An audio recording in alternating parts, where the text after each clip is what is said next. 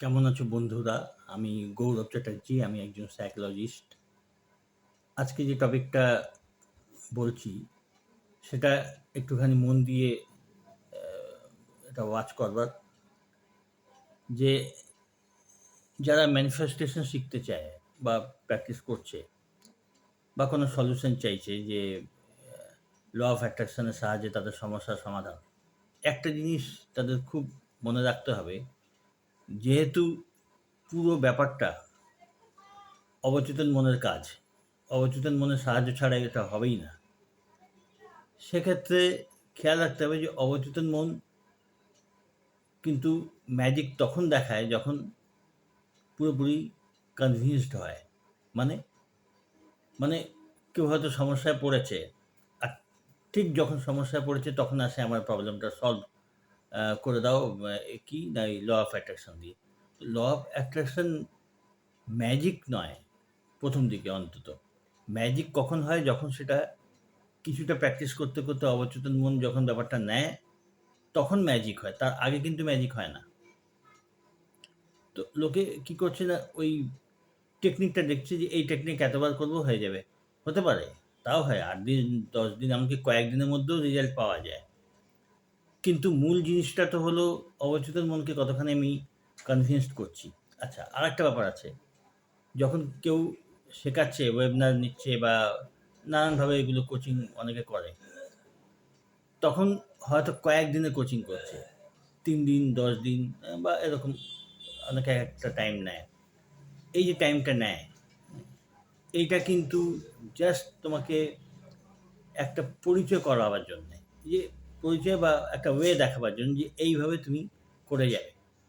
এ নয় যে ৩ দিনে হয়ে যায়, তাও হয়।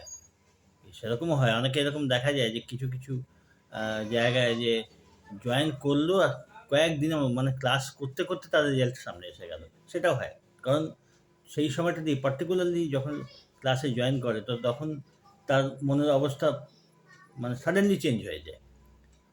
তখন সাময়িকভাবে মন সুন্দর কাজ করতে আরম্ভ করে এবং অবচেতন মনের রেসপন্সও প্রম্পট হয়, রেজাল্ট পাওয়া যায়। এগুলো হয়। কিন্তু এটা যে হয় কিছু, কিছু ক্ষেত্রে, সবার ক্ষেত্রে 100% সবার ক্ষেত্রে এটা হয় না। আমি যেটা বলছি সেটা জেনারেল, সবার জন্য কী ব্যাপার? সবার জন্য হলো আস্তে, আস্তে যেমনভাবে মন তৈরি হতে থাকবে তেমন, তেমন রেজাল্ট পাবে। চট করে হয়ে গেল কয়েকদিনের মধ্যে, খুব ভালো কথা। কিন্তু তাতে কি হয় না, মন হয়তো পার্টিকুলারলি ওই সময়টা দিয়ে খুব পজিটিভ হয়ে গেল বা কোনো কারণে ওটা অবচেতন মন চট করে নিয়ে নিল, কাজটা হয়ে গেল। কিন্তু তারপরে কি হয় না, সব আবার নেমে যায়। মনের কারণ মনকে তো টেম্পোরারিলি একটুখানি পাওয়ার করে এনহ্যান্স করে দিয়ে মনকে তুলে দেওয়া হয়েছিল। তখন মন কাজ করেছে নিজের, ম্যানিফেস্টেশন হয়েছে, অনেক কিছু হয়। কিন্তু ওটা তো তোমার ন্যাচারাল অবস্থা নয়। ন্যাচারাল অবস্থা কী হয় না, তুমি আগে যেমন ছিলে, যেই মনের অবস্থায় ছিলে, ফলে সাময়িকভাবে তুমি ওপরে উঠে গেলে, সাময়িকভাবে খুব ভালো বোধ করছো, খুব সুন্দরভাবে কাজগুলো হয়ে যাচ্ছে। কিন্তু আস্তে, আস্তে মনটা যখন নামতে আরম্ভ করে, তখন দেখা যাবে আবার সেই আগে যেমন ছিলাম তেমন। এটা বেশিরভাগ ক্ষেত্রে হয়। তো ব্যাপারটা কি না, রেগুলার যে প্র্যাকটিস, যেটা আমি বলি যে রেগুলার এটাকে কনসিস্টেন্টলি যেটাকে প্র্যাকটিস করে যায়, ওইভাবে মনের অবস্থা আস্তে, আস্তে, আস্তে, আস্তে আপলিফ্ট হয় এবং তারপরে একটা লেভেলে চলে আসে নিজের থেকেই। তখন পজিটিভ চিন্তা, সবসময়ের জন্যে পজিটিভ চিন্তা করা স্বাভাবিক হয়ে যায়। অবচেতন মন, কারণ অবচেতন মন তখন ট্রেন্ড। তখন অ্যাফার্মেশন খুব সহজ মনে হয়।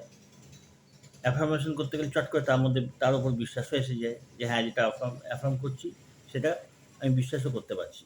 যেগুলো প্রথম দিকে হবে না। প্রথম দিকে ঠিক যে জিনিসটা আমি অ্যাফার্ম করছি তার উল্টোটা চিন্তা করছি, এই হয়। তো এগুলো সব কিছুই ভালো হয়, আর যখন অ্যাফার্মেশনে বিশ্বাস যখন আসবে তখনই তো ফল হবে। তো ওই যে বিশ্বাসের লেভেলটা, ওটা ধারাবাহিক প্র্যাকটিস করতে, করতে মনের যে লেভেলগুলো একটু, একটু করে যখন অপর দিকেও মানে আপলিফ্ট হয়, ওপর দিকে যখন যায়, তখন রেজাল্টটা সহজ হয় এবং তখন প্র্যাকটিসগুলো সহজ হয়। প্র্যাকটিসগুলো করে আনন্দ বেশি পাওয়া যায়, কনফিডেন্স পাওয়া যায়। তখনই অ্যাকচুয়ালি ফলগুলো মানে যে ম্যানিফেস্টেশন, যা রেজাল্ট, সেগুলো তখনই ভালো চোখে পড়ে। তো মনে হয় যতদূর মনে পড়ছে আমার রন্ডা বার্নের যে দ্য সিক্রেট, ওই সিক্রেট বইতেই আমি এটা পাই যে 55% মতো যদি মন পজিটিভ দিকে যায় তাহলেই আস্তে আস্তে রেজাল্টগুলো দেখা পড়ে। হয় দ্য পাওয়ার বইতে বা দ্য সিক্রেট, মনে হয় দ্য সিক্রেটই হবে। 55% মনটা যদি পজিটিভ হয় তাহলেই কাজ হতে আরম্ভ করে। কিন্তু খুব ভালো রেজাল্ট তখনও পাওয়া যায় না।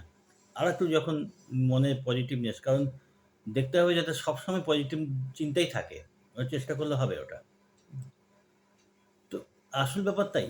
কয়েকদিনের ওয়ার্কশপে একটা ওয়ে দেখিয়ে দেওয়া হয় যে এইভাবে তুমি করো, এবং যত বেশি দিন ওয়ার্কশপ চলে ততদিন ভালো।